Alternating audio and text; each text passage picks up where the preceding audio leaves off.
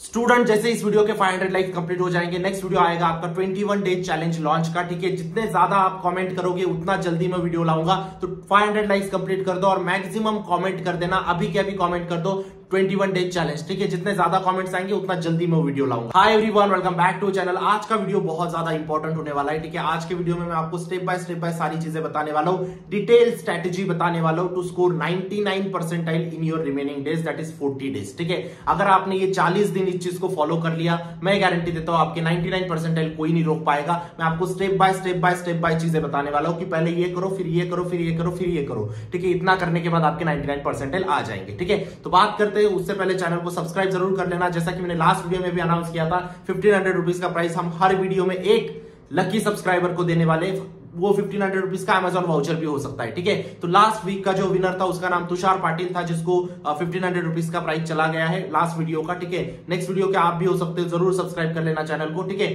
Subscribe इस purpose से करना है क्योंकि एमएसटी सीईटी की होने के बाद भी काउंसलिंग, कैप राउंड्स वगैरह में सब में आपके साथ रहूंगा मैं, इस बात की मैं गारंटी देता हूं, इसलिए चैनल को सब्सक्राइब कर लो। ठीक है, और व्हाट्सएप ग्रुप फुल हो जाएगा, उससे पहले ज्वाइन कर लो। व्हाट्सएप ग्रुप पे सारे टॉपर्स के नोट, सीईटी के अपडेट, सीईटी सेल की तरफ से कुछ भी छोटी सी अपडेट आती है सबसे पहले व्हाट्सएप ग्रुप पे आ जाती है। ठीक है, फ्री मेंटरशिप मेरी तरफ से रहेगी, सिर्फ आपको व्हाट्सएप ग्रुप को ज्वाइन कर लेना है। फुल हो जाएगा, उससे पहले ज्वाइन कर लो। बात करते हैं मास्टर स्ट्रैटेजी के बारे में, डिटेल स्ट्रैटेजी के बारे में, हर एक स्टेप बताऊंगा। टोटल 6 स्टेप है। ठीक है, उससे पहले और एक इंपॉर्टेंट चीज, महाराष्ट्र का नंबर 1 क्रैश कोर्स और मॉक टेस्ट लॉन्च कर दिया है, लिंक डिस्क्रिप्शन बॉक्स में डाल दिए। मैं गारंटी देता हूं इतना क्रैश कोर्स और मॉक टेस्ट करने के बाद आपको कहीं से कुछ भी पढ़ने की जरूरत नहीं पड़ेगी, इस बात की मैं गारंटी देता हूं। सेम टू सेम क्वेश्चंस आपकी क्रैश कोर्स और मॉक टेस्ट के आपके एग्जाम में आएंगे, इस बात की भी मैं गारंटी दे रहा हूं। ठीक है, आपके सिलेक्शन की गारंटी इन शॉर्ट। ठीक है, मैं गारंटी देता हूं 100%, अगर आपने इस चीज को फॉलो कर लिया ना, एक भी बच्चे का सिलेक्शन नहीं रुकेगा। ठीक है, ये महाराष्ट्र का नंबर 1 क्यों है, इसके पीछे का रीजन सुनो। हर एक चैप्टर, सब फॉर एग्जांपल आपका रोटेशन पढ़ा है, रोटेशन पढ़ाने के बाद, रोटेशन के सारे कॉन्सेप्ट पढ़ाने के बाद, रोटेशन के सारे फॉर्मूला शीट बताने के बाद, फॉर्मूलाज बताने के बाद, उसके बाद सारे न्यूमेरिकल्स कराने के बाद, रोटेशन के ऊपर आज तक जो जो क्वेश्चन पूछे गए सारे क्वेश्चंस लिए गए, और हर एक क्वेश्चन को 5 मिनट में नहीं सॉल्व करना होता है आपको, विद इन सेकंड कैसे सॉल्व किया जाता है ये वहां पे पढ़ाते हैं। तो जरूर एनरोल कर लेना, सारे के सारे टीचर्स आपके आईआईटीएन से। मॉक टेस्ट का हर एक मॉक का आपको सोल्यूशन मिलेगा, हर एक क्वेश्चन का सोल्यूशन मिलेगा, सेम टू सेम क्वेश्चन आपके क्रैश कोर्स और मॉक टेस्ट में से आएंगे, इस बात की मैं गारंटी देता हूं। ठीक है, बात करते हैं स्टेप्स के ऊपर। 6 स्टेप्स की स्ट्रैटेजी है। ठीक है, कितने स्टेप, हर एक स्टेप को ध्यान से समझना, चाहे तो लिख लेना। ठीक है, हर एक स्टेप में मैं क्या क्या एक्सप्लेनेशन कर रहा हूं। स्टेप 1 आपकी, ठीक है, स्टेप 1 होती है आपकी कॉन्सेप्ट अंडरस्टैंडिंग। ठीक है, देखो यार, आपने कितना भी पढ़ लिया, लेकिन अगर आपके कॉन्सेप्ट अंडरस्टैंडिंग नहीं है, ठीक है, बोर्ड्स के लिए आपने किस प्रकार से पढ़ा है, आपने रट्टा मारा है। मैक्सिमम बच्चे होते, सारे की बात नहीं कर रहा हूं, कुछ बच्चे समझ के भी किया होगा, लेकिन मैं अगर मेजॉरिटी ऑफ एवरेज स्टूडेंट की बात करूं तो उसने बहुत कुछ रट्टा मारा है कि मैं ये लर्न कर लेता हूं और वैसा का वैसा जाके बोर्ड्स में लिख लूंगा, मुझे नंबर आ जाएंगे। कोई बुरी बात नहीं उसमें, लेकिन अब जो बारी है सीईटी की, यहां पे आपको थोड़ा सा आपका माइंडसेट चेंज करना होगा कि रट्टा मारने से चीजें नहीं चलेगी, या फिर आपने मेमोराइज कर लिया और आपको हो जाएगा, ऐसा नहीं होगा। आपको यहाँ पे कॉन्सेप्ट अंडरस्टैंडिंग लानी ही पड़ेगी। What is mean by concept understanding? Concept understanding मतलब आपको क्या समझा है उस टॉपिक में से, आपकी भाषा में आपको लिखना है। ठीक है, जो भी आपको समझा है। फॉर एग्जांपल आपने समझा कि मोमेंट ऑफ इनर्शिया का कॉन्सेप्ट समझा, तो मोमेंट ऑफ इनर्शिया अपनी भाषा में लिखो कि हाँ, इस चीज को हिंदी में लिख लो, मराठी में लिख लो, जो भी आपको जमता है, इस चीज को मोमेंट ऑफ इनर्शिया कहते हैं। और मोमेंट ऑफ इनर्शिया होता है R=mr², ऐसा कुछ करके, जहां पे m ये होता है, r ये होता है, और यहां पे इस प्रकार के न्यूमेरिकल आ सकते हैं। ये अपनी भाषा में लिख लो शॉर्ट में। ठीक है, इसको कहते हैं कॉन्सेप्ट अंडरस्टैंडिंग। ठीक है, ये कॉन्सेप्ट अंडरस्टैंडिंग आप कहां से कर सकते हो, एक तो एचएससी की बुक से कर सकते हो, या फिर आपके क्रैश कोर्स से कर सकते हो। एचएससी का बुक पढ़ने का अभी टाइम थोड़ा सा चला गया है बेटा, क्योंकि आपकी सारा बुक अभी कवर नहीं होगा आपका। ठीक है, इसलिए मैं सजेस्ट करता हूं कि क्रैश कोर्स में से आप सिर्फ कॉन्सेप्ट देख लो, अपनी भाषा में लिखते जाओ, उसके बाद आपकी नेक्स्ट स्टेप आ जाएगी। पहली स्टेप क्लियर है? ठीक है, क्रैश कोर्स कहीं से भी लगा लो, ऐसा नहीं बोल रहा हूं कि यही से लगाओ, आपको जहां पे बेस्ट लग रहा है वहां पे लगाओ। ठीक है, लेकिन लगाने से पहले पूछ लेना कि खुद टीचर ने आईआईटी क्रैक किया है क्या, सीईटी क्रैक किया है क्या, 99 परसेंटाइल क्रैक किया है क्या, 180 प्लस स्कोर आया था क्या, ये सब चीजें इंक्वायरी करके करना। ठीक है, ठीक है, तो जो समझा अपनी भाषा में आपको लिखना है। नेक्स्ट चीज ये होती है कि आपको स्टेप 2 में जाने से पहले और एक इंपॉर्टेंट चीज, डू और डाई चैप्टर सबसे पहले करने होते हैं। जो चैप्टर को आप स्किप कर ही नहीं सकते, उनको सबसे पहले निपटा दो। ठीक है, डू और डाई चैप्टर के ऊपर मैं नेक्स्ट एक वीडियो डालने वाला हूं। अगर आपको वीडियो अर्जेंट चाहिए तो प्लीज कमेंट कर देना डू और डाई चैप्टर्स, मैं उसके ऊपर भी वीडियो बना दूंगा। ठीक है, डू और डाई चैप्टर्स मतलब आप भी खुद फाइंड कर सकते हो, जिनका वेटेज बहुत ज्यादा है, जो हर साल उससे क्वेश्चन बहुत ज्यादा आते हैं, और वो चैप्टर्स थोड़े बड़े भी है। ठीक है। तो वैसे चैप्टर होते हैं डू और डाई चैप्टर्स, ठीक है। तो उनको पहले आपको करना है। नेक्स्ट स्टेप टू में क्या होगा आपका, फॉर्मूला शीट्स, ठीक है। अभी आपने जो अपनी भाषा में चीजें लिखी है ना कि मोमेंट ऑफ इनर्शिया ये होता है, moment of inertia is equal to I is equal to M R square. अभी I is equal to M R square आपका फॉर्मूला होगा, इसको एक हाइलाइटर लो, हाईलाइट करो या फिर अंडरलाइन करो, पेंसिल से अंडरलाइन करो। यही शीट्स को आपको बाद में रिवाइज करना है और बाद में आपको कोई कहीं से कुछ नहीं रिवाइज करना। जो बच्चे क्रैश कोर्स में उनके लिए ऑलरेडी फॉर्मूला शीट्स हमने प्रोवाइड की है, ठीक है, और भी करेंगे फॉर्मूला शीट्स। लेकिन जो बच्चे नहीं है क्रैश कोर्स में, कोई दिक्कत नहीं, आप खुद भी बना सकते हो, ठीक है, कोई दिक्कत नहीं उसमें। चलो, तो एक चीज याद रखना, लेकिन फॉर्मूला शीट बनाते हुए एक चैप्टर की एक पेज से ज्यादा फॉर्मूला शीट नहीं चाहिए, एक पेज ही चाहिए, एक चैप्टर का एक पेज से, दैट्स इट, उससे ज्यादा नहीं चाहिए, उससे ज्यादा रिवाइज नहीं होता है। क्लियर बात है। स्टेप 3 आपकी सॉल्व एग्जांपल्स, ठीक है। सॉल्व एग्जांपल, अभी देखो फॉर्मूला शीट लिख लिया, अभी आपको कॉन्सेप्ट आपके क्लियर हो गए, अभी डायरेक्ट न्यूमेरिकल्स पे जाओगे क्या, नहीं, उससे पहले आपको क्या करना है, सॉल्व एग्जांपल करने हैं। सॉल्व एग्जांपल आप क्रैश कोर्स में देख लो कि किस प्रकार से सॉल्व हो रहे हैं, या फिर आप किसी बुक से देख लो, ठीक है, टारगेट, नवनीत, मार्वल, सब बुक्स में दिए होते हैं सॉल्व एग्जांपल, वहां से देखो अप्रोच क्या है।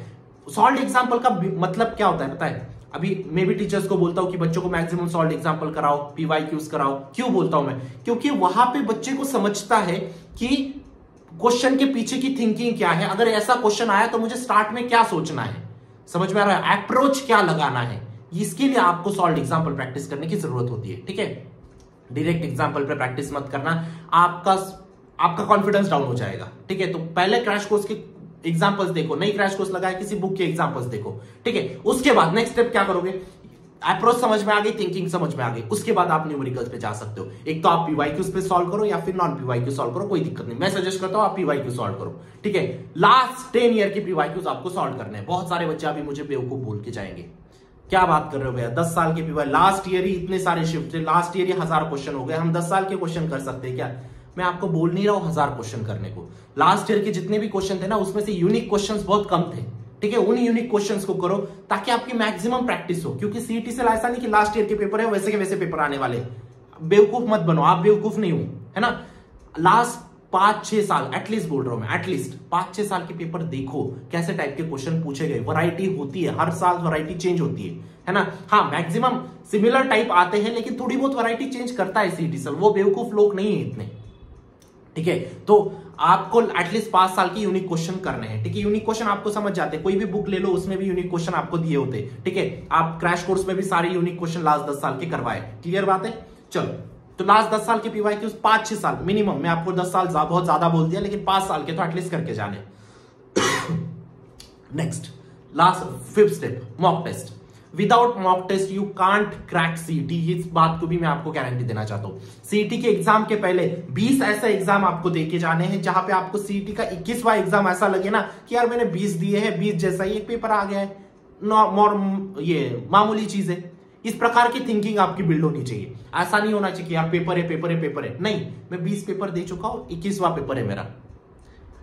अगर आपने मॉक टेस्ट नहीं लगाया, आप सबसे पीछे छूट जाओगे। कहां पे, आप जब पेपर देने जाओगे ना, आपको सब नया लगेगा, सब कुछ नया लगेगा जब। लेकिन अगर आप 20 पेपर देके जाओगे और आपको लगेगा सब आसान है, मैंने 20 पेपर में ऐसे क्वेश्चन सॉल्व किए, और वही मॉक टेस्ट लगाना जहां से सेम टू सेम क्वेश्चन आपके एग्जाम में आते हैं। मैं गारंटी देता हूं न्यूटन की मॉक टेस्ट से सेम टू सेम क्वेश्चन आएंगे, इस बात की मैं गारंटी देता हूं, क्रैश कोर्स और मॉक टेस्ट में से। क्रैश कोर्स में भी जो एग्जाम्पल सॉल्व कराए और जो मॉक टेस्ट में सॉल्व कर दिए हैं, सेम टू सेम आएंगे। आप कहीं से भी लगा लो, वहां से भी सेम टू सेम आने चाहिए। लेकिन क्लियर बात है, ऐसा कुछ नहीं कि यही से लगाना चाहिए, ऐसा नहीं होता है बेटा। आपको जहां पे बेनिफिशियल लगे वहां पे लगाओ, क्लियर बात है। Next and very important step, revision. Without revision you can't crack CET. Revision, वो भी सेल्फ रिवीजन। आप ये मत करना, अभी यार मैं बार बार बोलता हूं, एमएसटी सीईटी के 2 दिन पहले यूट्यूब पे 10-10, 12-12 घंटे के लेक्चर चलते रहते हैं, वो आप देखने बैठ जाते हो। नहीं यार, उसमें नहीं होता क्रैक बच्चे का। आप समझो पहली चीज कि आपको खुद को रिवाइज करना है। लास्ट के 7-8 दिन आपको खुद को देने होते हैं कि मैंने क्या क्या पढ़ा अब तक, वो मुझे सब कुछ याद करना है, रिवाइज करना है। CET is a formula based exam, वहां पे फॉर्मूला भी आपके याद होने चाहिए, है ना। नेक्स्ट चीज, फॉर्मूला बेस्ड, एप्लीकेशन बेस्ड के ऊपर हम नेक्स्ट वीडियोस में बात करेंगे, सीईटी में कैसे क्वेश्चन आने वाले, ठीक है। अभी आपके पास 40 दिन है, ठीक है, 30 डेज मार्च के, 10 डेज आपके अप्रैल के। अभी भी 99% पॉसिबल है, इस बात की मैं गारंटी देता हूं। 99.9% पॉसिबल है, इस बात की मैं गारंटी देता हूं, क्योंकि 99% के लिए आपको 200 में से 200 स्कोर नहीं करना होता है। जिसके 160 मार्क्स भी आते हैं वो भी 99% क्रैक करता है। ये चीज के ऊपर भी मैं बड़ा डिस्कशन करने वाला हूं, आपको सिर्फ हिंट दे रहा हूं मैं, है ना।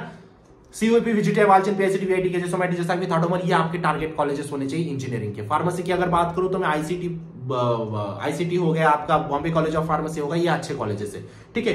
तो आपको अभी बस राइट अप्रोच की जरूरत है, वो अप्रोच मैं ब्रिंग करके लाऊंगा आपके लिए, ठीक है। आपको सिर्फ प्रॉपर क्रैश कोर्स और मॉक टेस्ट लगाओ, मैं गारंटी देता हूं, मैं उस चीज की गारंटी लेने के लिए रेडी हूं। अगर आपने क्रैश कोर्स और मॉक टेस्ट ढंग से पढ़ लिया, आपके 99% कोई नहीं रोक पाएगा, ठीक है। इस चीज के ऊपर विश्वास रखो। महाराष्ट्र का बेस्ट टीचर्स में ढूंढ के लाया हूं, ठीक है। सारे टीचर्स IITians से, NITians से, ठीक है, जो जिन्होंने अपने टाइम पे CET क्रैक किया, CET में 180 प्लस स्कोर किया, NIT में गए, फिर IIT में गए, फिर 10 साल पढ़ाने के बाद आपको पढ़ाने वाले। क्लियर बात है, जरूर एनरोल कर लेना। आई होप जो बच्चा यहां तक देख रहा होगा उसने सब्सक्राइब कर लिया होगा, वो सीरियस है इसीलिए वो ये वीडियो देखने आया है, ठीक है। और व्हाट्सएप ग्रुप को ज्वाइन कर लेना, व्हाट्सएप ग्रुप के माध्यम से आप मुझसे बात कर सकते हो, जरूर ज्वाइन कर लेना व्हाट्सएप ग्रुप को। मिलता हूं मैं आपको नेक्स्ट वीडियो में, तब तक के लिए see ya bye, take care, thank you.